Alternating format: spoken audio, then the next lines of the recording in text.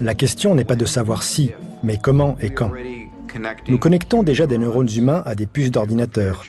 Nous mettons déjà des implants dans les cerveaux humains. Et nous améliorons tout ça à un rythme de croissance exponentielle.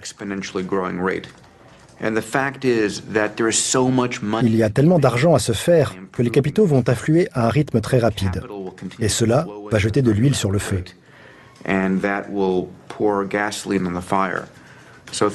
Les améliorations vont aller de plus en plus vite. Et lorsque cela arrivera quelque part dans le monde, les gens qui seront améliorés seront tellement avantagés que chacun se dira « Est-ce que moi aussi je peux avoir ça ?»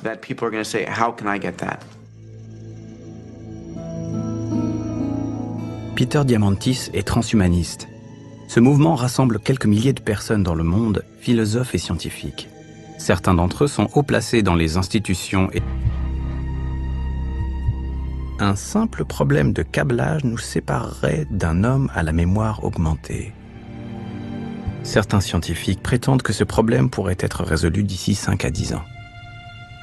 Je sais que ça paraît fou, mais les fondateurs de Google parlent déjà sérieusement d'avoir Google directement dans le cerveau, avec un implant.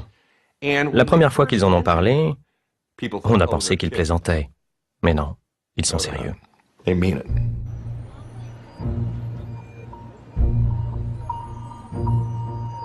Un jour peut-être, nous serons aussi démunis sans implant que nous le sommes aujourd'hui sans téléphone portable. Nos futurs employeurs exigeront de nous des cerveaux équipés des meilleurs logiciels. En Europe, l'idée fait peur, mais de l'autre côté de l'Atlantique, la question ne se pose déjà plus.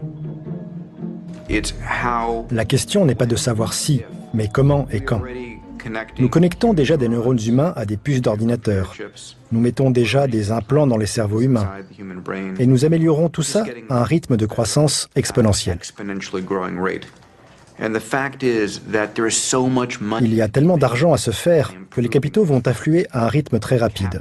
Et cela va jeter de l'huile sur le feu.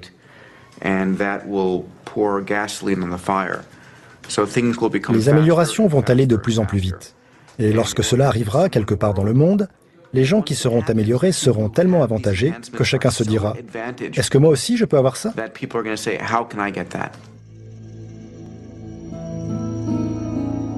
Peter Diamandis est transhumaniste.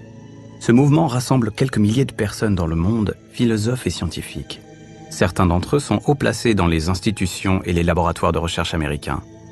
Depuis l'été dernier, ce lobby dispose même d'une université située sur le campus de la NASA dans la Silicon Valley. Comme tous les transhumanistes, Rod prépare l'évolution des plus riches d'entre nous vers une espèce humaine technologiquement augmentée qui succédera à l'Homo sapiens.